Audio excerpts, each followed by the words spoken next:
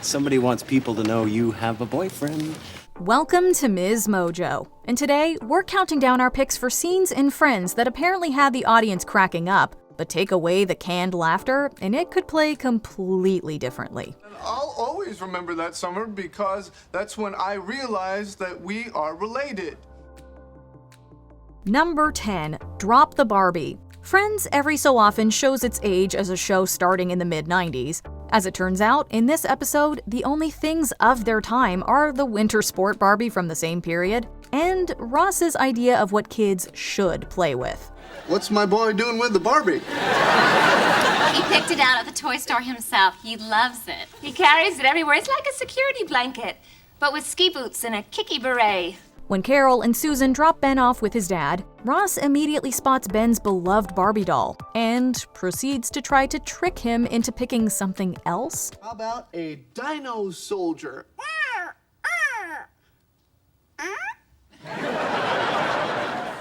Ross, you are so pathetic. Why can't your son just play with his doll? Characters left and right tell him to get over himself, but Ross cannot be convinced. As far as he's concerned, toys are gendered, and he won't rest until G.I. Joe is Ben's toy of choice. Real American hero, I'm G.I. Joe. Drop the Barbie, drop the Barbie.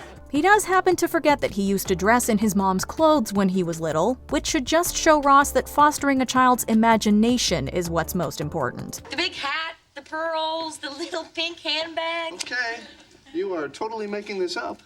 How can you not remember? You made us call you B? Number 9, Ross the Masseur. When Phoebe briefly goes to live with Ross, she brings her massage clients with her. Phoebe, you can't massage people in my apartment. What's the big deal? I did it at Monica and Chandler's. And they knew about it?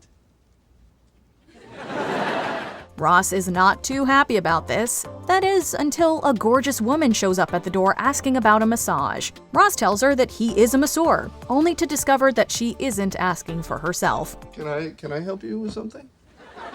Well, I don't know. Are you a masseur? Yes, I am. Great. Dad? Everyone laughs when the woman introduces Ross to her much older dad. But taking a step back, the situation is just gross. Ross, who has no qualifications to give massages, lied to a woman in the hopes of getting her in a vulnerable position. Not so funny anymore, is it? Dude, what are you massaging an old man for? His daughter was hot. Gotcha. Number 8, Monica's younger boyfriend. Monica and Richard may have had a big age difference, but it was Monica's earlier dalliance with a high school senior that made the cut here. How young is young Ethan? Young? He's our age. When we were... Okay, he's a senior in college. The writer certainly gets some laughs out of it, but finding out what his real age is just plain icky, to use Monica's word when she finds out. Then what's the problem? Ethan, it's icky. Icky? Another uncomfortable relationship that was played for laughs on the show was that of Phoebe's half-brother Frank Jr. and his former home ec teacher Alice. While the 26-year age difference is one thing, it's the uneven power dynamic and Frank barely being 18 that creeps us out. I was in her home ec class. And he was my best student. Yeah, she was my best teacher. Number 7, the NonAnalment. So, did everything go all right with the annulment? Oh, yeah. No problems. It's all taken care of. Ross, thank you. There's a big difference between not telling someone you don't like their shirt after they just spent a boatload of money on it, and not telling the person that you married after having some drinks in Las Vegas that you got an annulment when you didn't. You didn't get the annulment? I know. Ross! Well, I tried, but when I got to my lawyer's office, all I could hear was, 3 divorces, 3 divorces. However, that's exactly what Ross does in the 6th season of Friends following his marriage to Rachel at the end of the previous season. Ross also ups the creepy factor tenfold in the way he tells Phoebe about what he's done, with a secretive tone and wry smile as he asks her not to tell Rachel. I didn't get the annulment. What? We're still married. Don't tell Rachel. See you later. Number 6, fat-shaming Monica. Friends has some absolutely hysterical moments we still quote. Some storylines were a low blow even then. Case in point, how often people fat-shamed poor Monica. You didn't just sit on my Kit Kats, did you? No, there was a little dip in the market, and I lost $13 million. But the Kit Kats are all right. Anytime we get a glimpse into the past, we wonder how she ended up well-adjusted. Alas, one of Friends' most iconic episodes, the one with the prom video, contains some really upsetting jabs at a young Monica's weight. Some girl ate Monica. Shut up. The camera adds 10 pounds. So how many cameras are actually on you? Her parents and brother are culprits of it on a few occasions, but some of the worst ones involve her eventual husband, Chandler. Monica overhears Chandler fat-shaming her, which sets her on her weight loss journey. Dude, don't do that to me. Oh, no, it's cool. You can stay here. My parents won't mind. No, it's not that. I just don't want to be stuck here all night with your fat sister. Hey. Even in The One That Could Have Been, the whole idea that Monica and Chandler still would have ended up together even if Monica hadn't lost weight is supposed to be romantic is messed up. Number 5. What Paulo Does to Phoebe. This scene from the first season of Friends sounds more like it came from a dramatic movie. You know Paulo? I'm familiar with his work, yes. Well, he made a move on me. Whoa, store will be open tomorrow. More coffee over here, please. However, with the backing of canned laughter and the way the scene is written, the ominous subject matter is slightly glossed over. Well, what happened? Well, he came in for a massage, and everything was fine until...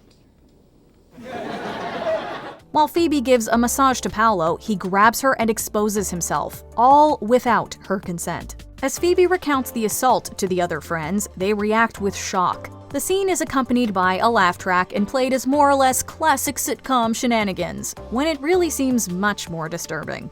Guys? Oh, yeah, you have to tell her. Feminist issue, that's where I went.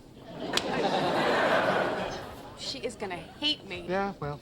Number 4. Ross's Insecurity. To paraphrase Shakespeare's character of Iago, jealousy is a green-eyed monster. When it came to Ross and Rachel, the events of the 3rd season brought out that beast in Ross.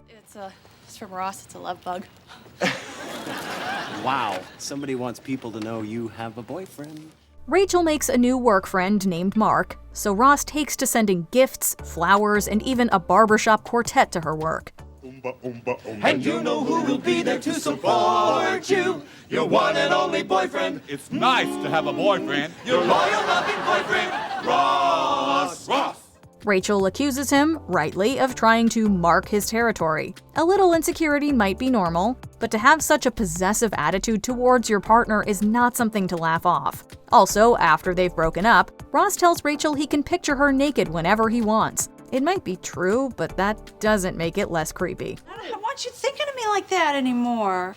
Sorry, nothing you can do about it. It's one of my, rights as the ex-boyfriend, huh? Oh, yeah. Cut it out! Number 3. Awkward cousin time. Critics have called this moment on Friends everything from embarrassing to weird to one of the worst things Ross ever did. She's your cousin.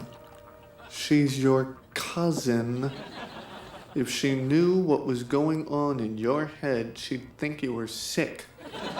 We're talking about the time Ross tried to kiss his cousin. Not only was it way more disturbing than funny, it was made even more so with his joking excuse that he hadn't been intimate with anyone for a while. There is nothing you could say to make this worse, so just say something! I haven't had sex in a very long time. Speaking of uncomfortable family moments, it's hard not to forget the time it was revealed that Monica's first real kiss was actually with her brother Ross. It was in a dark room and they both thought they were with someone they weren't related to, but still. You were my first kiss with Rachel? You were my first kiss ever! What did I marry into? Number 2. Ross's lack of flirting skills. Ross Geller can do a lot of things, but he really can't flirt. My friend Ross, he just gets really nervous when he's flirting. Oh my God, that was flirting? Yeah. I know. We learn that in the 5th season when he tries to talk to an attractive pizza delivery person. It turns out that talking about 8-year-old boys and the smell of gas isn't a great way to get someone interested in you. You said you thought that your hair looked like an 8-year-old boy's, and I'm just saying I like it. The hair. Thanks. While it's not really inappropriate or offensive, this moment is just totally cringy and awkward. It's kind of hard to watch. It would probably be even worse if there was no laugh track to ease our pain. The gas is odorless, but they add the smell so you know when there's a leak. Well, okay. Before we continue, be sure to subscribe to our channel and ring the bell to get notified about our latest videos. You have the option to be notified for occasional videos or all of them. If you're on your phone, make sure you go into your settings and switch on notifications. Number 1. Ross and Unagi. It wasn't the first time friends would make light of what could be a serious situation, but the one with Unagi takes it to a new level. All I'm saying is, it's one thing being prepared for an attack against, like, each other. Whole nother story being prepared for an attack, I don't know, like, a surprise! Ross's desire to teach Phoebe and Rachel a lesson by attacking them is written to be funny. And to an extent it is. His over-the-top seriousness about the principle of Unagi and the back-and-forth surprise ambushes get lots of good laughs. Now I'm curious, at what point during those girlish screams would you have begun to kick my ass? However, without a laugh track, it probably wouldn't make us crack up. We'd be more likely to react like how the self-defense instructor does when Ross goes to him for tips on how to better attack his friends. Hey, a couple of questions though. You know about that last move where that woman tripped you and then pinned you to the floor? What would you do next? Which friend scene would definitely get fewer chuckles without a laugh track? Leave us a non-creepy comment below. Say things like that, it makes me want to rip that sweater vest right off. Do you agree with our picks? Check out this other recent clip from MsMojo. And be sure to subscribe and ring the bell to be notified about our latest videos.